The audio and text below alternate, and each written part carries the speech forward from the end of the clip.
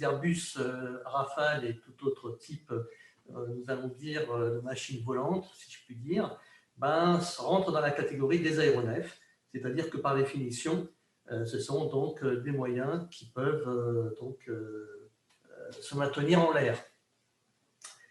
Sachant qu'on peut parler même de deux sous-catégories, on va faire un petit peu de culture, les aérodynes, dans lesquels sont les drones et les avions, et les aérostats, dans lesquels on trouve plutôt les ballons ou les dirigeables. Par contre, maintenant, on va voir ce qui peut différencier le drone avec les autres types d'aéronefs. Donc là, on va être dans des bases vraiment très simples de bon sens.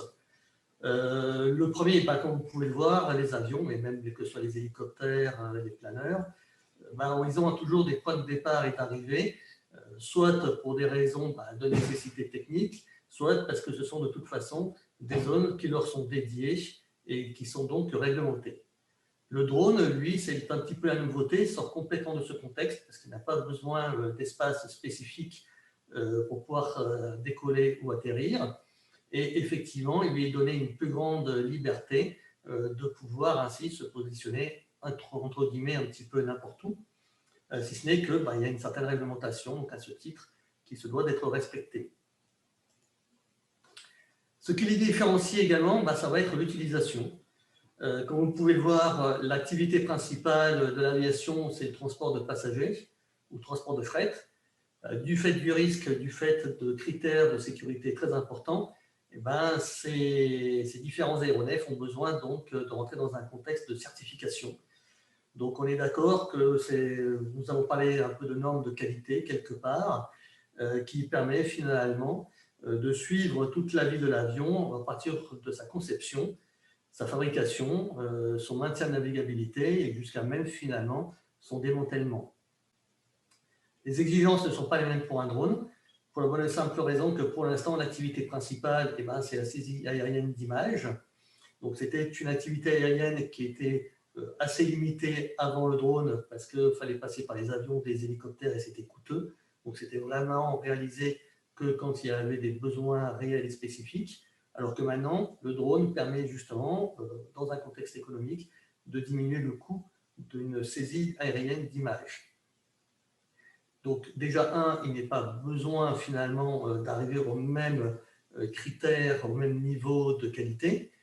Deuxièmement, la réglementation est là pour pallier à ce genre de choses, ce que je vais un petit peu montrer par la suite. Ce qui va le différencier également, là, je pense que l'image est extrêmement claire. D'un côté, vous avez un équipage embarqué, vous avez des personnes à bord. Les pilotes, dans un avion, évidemment, il y a une application qui est très forte. Alors que, effectivement, pour quelqu'un qui va débuter, qui va piloter un drone, il aura un peu l'impression d'avoir un jouet. Et ce n'est pas du tout le cas. J'ai bien mis en dessous de l'image de droite UAS, parce que c'est le terme maintenant employé à l'échelle européenne, qui veut dire Unmanned Aircraft System. Donc on peut le voir, donc il n'y a personne à bord, et il n'empêche que c'est quand même un objet qui est en vol et qui va donc côtoyer dans le même espace d'autres types d'aéronefs. Maintenant, nous allons voir un petit peu l'utilisation que l'on peut avoir des drones en Europe. C'est-à-dire, excusez-moi plutôt, quels sont les critères qui sont à prendre en compte pour pouvoir les faire voler. Alors, vous allez avoir une notion de prérogative qui est liée quelque part avec l'âge, et c'est quelque chose qui va être par étapes, c'est-à-dire dans un contexte limité jusqu'à étendu. Nous n'allons pas avoir, je vais juste faire une petite parenthèse par rapport aux réglementations précédentes qu'il y avait en France, il y avait une segmentation entre le privé et le loisir, avec le professionnel qui pouvait ainsi donc vendre ses prestations. Ce critère-là maintenant disparaît, on parle juste d'étape par étape, les choses deviennent de plus en plus compliquées. Donc il y a une logique à respecter des critères de risque, donc les trois dont j'ai parlé tout à l'heure, en sachant qu'après, bien évidemment, quelqu'un qui veut être un professionnel et qui a une capacité à vendre donc, une mission, une saisie aérienne d'image, à ce moment-là, il faut bien évidemment qu'il respecte à côté le code du travail ou la législation par rapport au code du commerce. Nous commençons donc par les critères de risque. En fait, les deux premiers, je vous ai parlé des distances et des distances par rapport au tir au sol et par rapport à la masse des drones. Les deux sont étroitement liés. Donc, j'ai repris évidemment des images qui me paraissent assez parlantes. Le grand principe à bien retenir au démarrage, c'est que vous partez dans la logique que vous volez hors agglomération. Et à partir de là, vous allez avoir des critères à prendre en compte par rapport à vos masses de drones. Voilà. Et à partir, je ne suis pas rentré trop dans les détails, je ne donne pas d'informations de distance précises, parce que on commencera à rentrer dans pas mal de données chiffrées. Mais par contre, vous comprendrez bien que par rapport à la masse du drone, eh ben, l'éloignement doit être d'autant plus important par rapport aux personnes qui sont au sol. Je vais préciser un autre point. La réglementation mise en œuvre donc, depuis le 1er janvier de cette année prend en compte une notion de transition. C'est-à-dire qu'il va y avoir des exigences par rapport aux drones dans l'avenir, dans les 2 ans qui viennent. Et comme les drones actuels ne correspondent pas vraiment à ces critères, donc cette période de transition permet de continuer à utiliser les drones actuels que les gens ont déjà achetés, en sachant qu'au fur et à mesure, dans un délai de 2 ans, il sera nécessaire à ce moment-là de pouvoir utiliser des nouveaux drones. Les anciens, ou tout au moins les actuels que vous avez, par exemple, qui s'affichent à l'écran, seront donc des drones qui seront toujours exploitables, mais dans des espaces de plus en plus restreints. Là, je vous donne quelques petites informations par rapport, justement, dans cette période de transition. J'ai bien marqué ici les drones qui sont non marqués CE. C'est-à-dire que plus tard, on reconnaîtra les drones qui respecteront réellement la réglementation, avec donc une norme CE qui sera apposée sur chaque drone, avec un numéro qui correspondra finalement aux critères d'exploitation. J'ai mis quelques masses pour vous donner quand même un ordre d'idée de ce que cela peut représenter, en sachant que maintenant, on va intégrer, excusez-moi, la notion d'âge. Alors, voilà ce qui se passe. C'est qu'au niveau européen, il est préconisé de ne pas utiliser des drones en dessous de l'âge de 16 ans, si ce n'est que chaque pays est souverain. La France ayant une histoire par rapport à l'aérodélisme, a considéré que l'on pouvait confier le télépilotage des drones à jusqu'à 14 ans au minimum. Alors, il y a une exigence malgré tout de formation. Ces formations seront assez simples. J'ai vérifié tout à l'heure, elle n'est pas encore en ligne, donc on parle de la catégorie Open. Elle le sera prochainement, il est prévu que ce soit dans le premier semestre de cette année. Donc, comme je vous le disais, on est dans une période de transition. Et par contre, on ne va pas non plus interdire à des enfants de pouvoir s'amuser avec des drones, du moment qu'ils respectent les règles. Donc, il est également prévu de permettre qu'il n'y ait pas d'âge minimum, si ce n'est qu'en dessous de 14 ans, il faudra que l'enfant soit accompagné par un aîné qui ait 16 ans minimum, donc qui soit révolu. Il faudra que tous les deux aient fait également cette fameuse formation théorique. Maintenant, on va passer à l'avenir, donc dans les 2 ans qui viennent. Vous pouvez voir maintenant apparaître une 4e catégorie de drones. Les masses vont un peu différer. Et si vous regardez au-dessus des personnes, nous sommes toujours hors agglomération. Il est prévu pour un drone léger, c'est-à-dire inférieur à 250 grammes, de pouvoir voler au-dessus des personnes. Alors, il n'est pas non plus dit que c'est complètement recommandé. Simplement, il y a une notion de dire, bon, c'est tout à fait réalisable. Maintenant, on fait appel au bon sens, c'est-à-dire on ne va pas donner des critères très précis sur comment exploiter le drone au-dessus des personnes. On vous demande juste d'appliquer des règles de sécurité que chacun est censé définir. Si je puis m'avancer ou donner quelques conseils, j'aurais tendance à dire, pour un drone de cette catégorie-là au-dessus des personnes, ils sont censés ne pas faire grand mal, sous certaines conditions. Déjà, peut-être ne pas faire voler le drone trop bas au-dessus des personnes. Le deuxième critère, à mon sens, serait également la vitesse du drone, parce qu'on est d'accord que s'il commence à avoir une vitesse un petit peu trop importante, eh ben, il peut faire mal. Et puis, le troisième critère, je pense, c'est que ce type de drones sont toujours proposés avec des protections d'hélice. Là, dans ce contexte, la protection d'hélice, c'est plutôt pour protéger les gens, justement, si le drone venait à toucher quelqu'un. Il ne faut pas oublier que les moteurs de cette catégorie de toutes les catégories de drones d'ailleurs, pardonnez-moi, tournent à plusieurs milliers de tours minutes, donc les hélices peuvent quand même faire mal, même si c'est des matières très souples et légères telles le plastique. Nous allons entrer maintenant dans une autre explication. Vous vous rappelez du tableau que je vous ai montré tout à l'heure. Donc là, je fais apparaître également les 4 catégories de drones. On conserve toujours la notion d'un âge minimum, si ce n'est que là, pour un drone qui est dans une catégorie inférieure à 250 grammes, s'il est considéré comme un jouet, est-ce qu'on peut avoir les 2 critères. Je vous ai parlé tout à l'heure des classes CE. Un drone dans une catégorie jouet n'aura pas besoin de cette classe-là, et donc un enfant pourra très bien jouer avec. Alors on est d'accord qu'un drone qui est dans une catégorie type jouet n'aura certainement pas les mêmes performances qu'un des réels drones dans les classes CE. Je parle en termes d'autonomie. Je parle également en termes de capacité à pouvoir le piloter à une certaine distance. Voilà. Et également, si le drone est construit par soi-même, là encore une fois, on ne va pas empêcher un enfant de pouvoir le piloter et s'amuser avec. Encore une fois, il sera quand même très limité de toute façon dans son évolution. Et là, il n'y a pas besoin d'être accompagné pour un enfant, par une personne, justement, par un aîné, comme je disais tout à l'heure. Par contre, on conserve après, dans tous les autres critères, on conserve exactement la même logique. Donc, si pour quelqu'un qui est âgé de moins de 14 ans, il devra être accompagné, encore une fois, par un aîné et être formé comme lui dans cette catégorie open. Alors que pour quelqu'un qui aura plus de 14 ans, pour un drone réel de moins de 250 grammes, il sera recommandé de faire la même formation théorique dont j'ai parlé tout à l'heure, qui sera donc gratuite et en ligne, ou après, bien évidemment, obligatoire pour les catégories supérieures. D'autres choses qui sont intéressantes à apporter, c'est un niveau technique.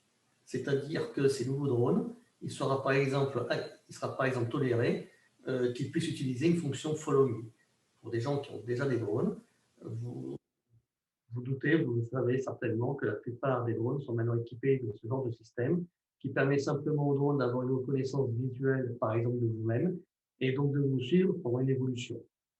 Donc, c'est quelque chose qui, pour l'instant, n'était pas forcément envisageable, parce qu'il faut le rappeler, dans ces types de vols, le drone doit rester à vue de la personne, si ce n'est qu'il sera possible d'utiliser cette fonction à condition que le drone soit à 50 mètres maximum de vous-même. Après, il y a d'autres fonctions qui seront également obligatoires, comme la géovigilance, ou également le fait d'utiliser qu'il y ait une fonction qui vous dise clairement si vous êtes dans une zone où le vol est possible ou pas. Voilà, donc j'ai fait un petit peu un schéma de l'ensemble des critères à prendre en compte. Bien évidemment, quand vous avez un drone, quand vous voulez vous former, vous avez aller sur un portail qui s'appelle Fox Alpha Tango, et qui vous permet ainsi de procéder non seulement aux enregistrements de vos drones si ça s'avère nécessaire, pas forcément pour ceux de 250 grammes, et également pour pouvoir réaliser les formations et vous enregistrer en tant que télépilote dans cette catégorie-là dite open. Vous pouvez également, pour vous faire une idée à l'avance, si vous voulez savoir en fonction de la zone où vous êtes, si vous avez le droit de voler, je vous ai bien parlé tout à l'heure que vous vouliez voler hors agglomération. Je vous ai dit que le drone était donc un aéronef, donc vous avez des espaces aériens. Donc il existe un portail officiel, Géoportail, qui fait donc une carte pour l'aérodélisme ou le drone dans les catégories ouvertes. Vous y trouvez toutes sortes de cartes également, par exemple pour le cadastre. Donc c'est celle-ci que je vous présente à l'écran qu'il est bon d'aller voir. Et en fonction des zones des couleurs, bon, vous savez que les zones en rouge, vous ne pouvez pas voler parce que c'est au-dessus des villes, ou des zones également aériennes où le vol est strictement interdit. Alors qu'en fait, après, pour les couleurs type jaune ou orangé, en cliquant dessus, vous aurez une notion de la hauteur max à laquelle vous pourrez voler. Les zones où il n'y a pas de couleur, à ce moment-là, c'est la limitation maximum, et c'est partout en Europe, et 120 mètres, c'est quelque chose qui est normalisé. Donc, ce qui est à retenir, déjà, c'est que vous pouvez à l'avance savoir, en fonction de là où vous êtes, le vol que vous pouvez réaliser en termes de hauteur. Vous savez également donc que vous pouvez aller voler dans toute l'Europe selon les mêmes critères, si ce n'est que, par exemple, si vous avez entre 14 ans et 16 ans, et bien là par contre, vous ne pourrez pas voler dans les autres pays européens puisque c'est juste une différence à l'échelle française. Donc dans les restes des pays de l'Europe, c'est 16 ans minimum qu'il faut avoir. J'ai marqué en dessous une autre liberté qu'apporte cette nouvelle réglementation, qui est qu'il va être possible de voler maintenant au-dessus des agglomérations sans autorisation. Alors on va mettre tout de suite un bémol, c'est-à-dire que c'est quelque chose qui sera possible uniquement si vous êtes dans un espace privé, que votre drone décolle de cet espace privé, qui se pose et qui reste dans le volume. Il n'est pas défini de hauteur spécifique, il est toujours, encore une fois, il est fait appel au bon sens de chacun, donc il y a une règle qui est préconisée du 1 pour 1, c'est-à-dire par rapport à la largeur du terrain, vous savez que vous ne ferez pas voler votre drone à une hauteur supérieure à cette largeur. Vous aurez aussi certains drones qui ne pourront pas voler dans ces cas au-dessus des agglomérations. Il y a quand même quelques limitations. Donc, c'est vraiment pour donner une information. C'est quelque chose qui se découvre et qui s'apprend de toute façon avec la formation qui sera bientôt disponible, justement, de cette possibilité de voler en agglomération sans autorisation. Par contre, voler au-dessus de l'espace public ou en décollant d'un espace public, là, par contre, c'est quelque chose qui sera formellement interdit. Nous allons passer maintenant dans une autre catégorie. Je vous ai dit qu'il y avait plusieurs étapes. Donc, la catégorie Open permettait comme d'avoir une certaine liberté en dehors des agglomérations. La carte que je vous ai présentée tout à l'heure de Géoportail représentait une zone de Toulouse. Et là, maintenant, vous allez voir une carte aéronautique qui est également disponible sur Géoportail, qui représente la même zone. Et là, c'est vraiment pour montrer maintenant la notion du niveau du télépilote. C'est-à-dire que dans cette nouvelle catégorie, la catégorie spécifique, on pourrait dire qu'il y aura surtout les professionnels qui chercheront à avoir justement accès à cette catégorie-là, parce qu'elle est bien plus restrictive, mais malgré tout, c'est surtout au niveau des bâtiments finalement que peuvent avoir lieu des prestations. Donc, il aurait nécessaire d'acquérir un certain nombre de données, un certain nombre d'informations, notamment donc par rapport au secteur aéronautique. Donc, ça va être la lecture des cartes, ça va être des principes météo plus poussés, que l'on retrouve dans les pilotes privés avions ou pilotes planeurs, une connaissance plus poussée également du matériel. Voilà. Là, on rentre dans un autre domaine, en sachant que les drones, j'ai fait exprès de montrer un petit peu cela, peuvent quand même se retrouver évoluer dans des espaces tels des hélicoptères, que ce soit du SAMU ou des pompiers ou de la gendarmerie, voire même militaires, en fonction bien évidemment des espaces aériens. Ces personnes-là peuvent donc affiner leur travail, alors que là, vous voyez que sur la carte tout à l'heure présentée de Géoportail, vous étiez réellement limité dans les zones. Vous aviez les zones type réglementées, par exemple, qui, elles également, sont limitatives, sans distinction de créneaux horaires. Bon, une personne, maintenant, dans la catégorie spécifique, saura aller voir si certaines zones sont ouvertes le jour où ils ont besoin de faire une mission ou pas. Et également, ils sauront faire les déclarations qu'il faut d'une manière officielle afin de pouvoir réaliser leur vol. Voilà. Une autre chose, ces personnes-là, elles, ont également accès à voler dans une agglomération. Alors, ils auront les autorisations, il faut qu'ils fassent les demandes, bien évidemment, mais ce que je veux dire par là, c'est que par contre, pour eux, l'accès est tout à fait possible, il ne leur est pas interdit. Donc, pour rappeler la différence, vous avez deux catégories principales, la catégorie Open, qui va laisser finalement à un plus grand nombre de personnes d'utiliser des drones. On sait que généralement, ce sera dans un contexte de loisirs, alors que le spécifique pourra aussi faire voler son drone dans une catégorie Open. Il pourra se faire tout à fait rémunérer si jamais il a des prestations à vendre dans ce contexte, mais également, il a donc des prérogatives étendues pour pouvoir voler dans des zones plus restrictives dans lesquelles un télépilote dans la catégorie Open ne pourra pas accéder.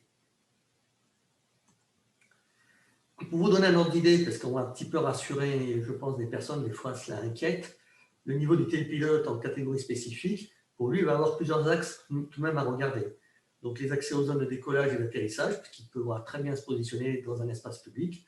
Pour après, il est déjà arrivé de faire des missions dans le centre-ville de Toulouse, Donc là, bien évidemment, il y a des contacts à avoir non seulement avec la préfecture, mais également avec la municipalité.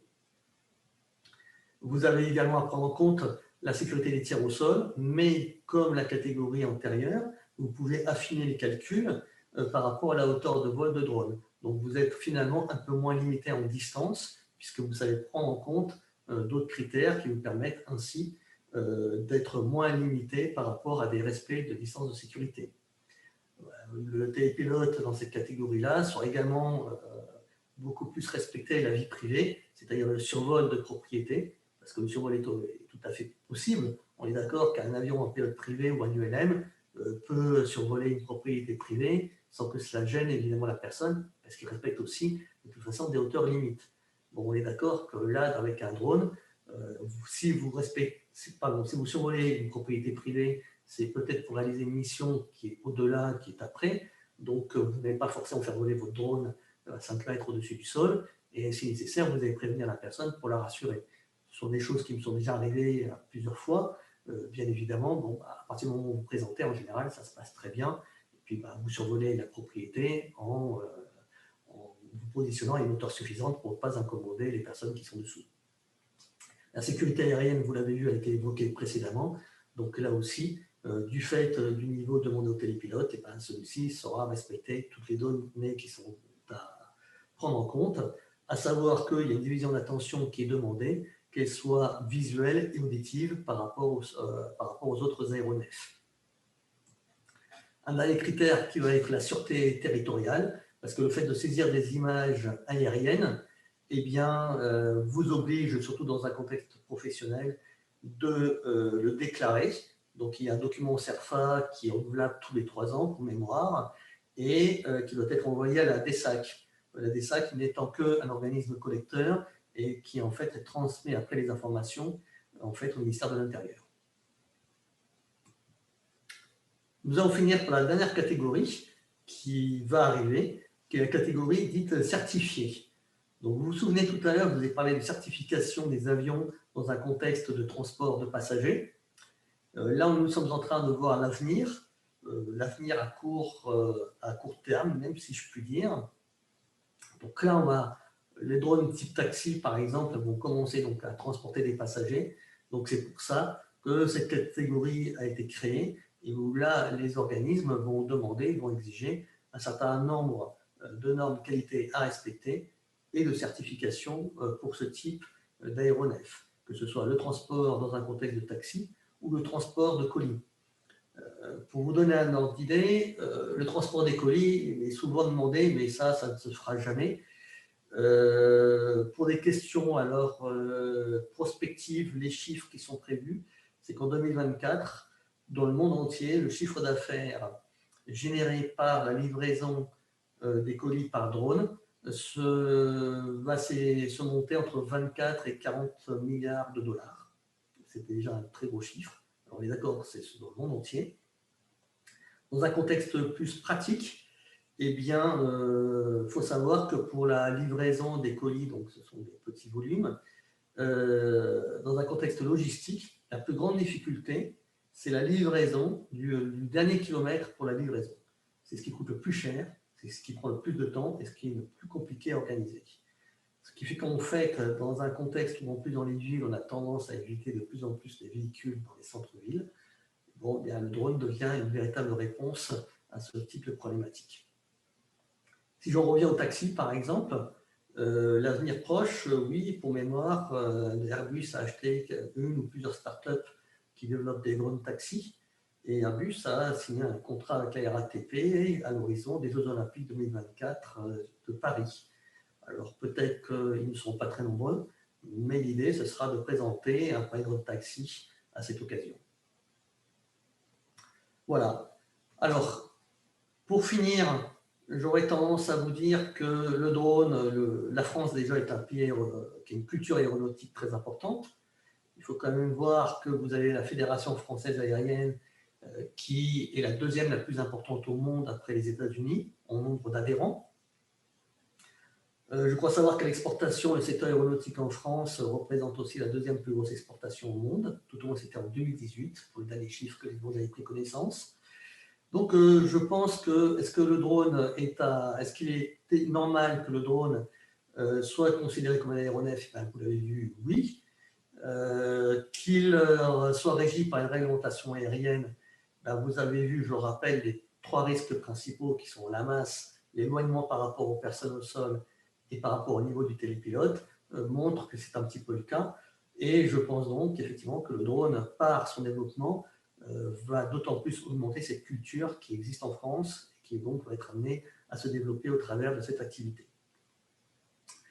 Voilà, donc mon exposé, cette causerie s'achève, tout au moins au niveau de cette présentation. Je peux vous montrer tout de même quelques petites photos, histoire de marquer les esprits, c'est-à-dire que par rapport au risque que peut générer un drone. Donc sur la photo de gauche, ce n'est pas un drone qui a créé cela, c'est un ou plusieurs oiseaux. Donc dans le nez d'un avion, ça peut faire quand même du dégât.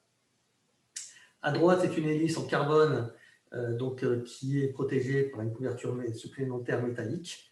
Donc là, ceci, ça a été un avion hélice qui a été percuté. Fort heureusement, ça n'a pas créé de gros dégâts. Le pilote, en fait, a reconnu ne pas s'en être rendu compte sur le coup.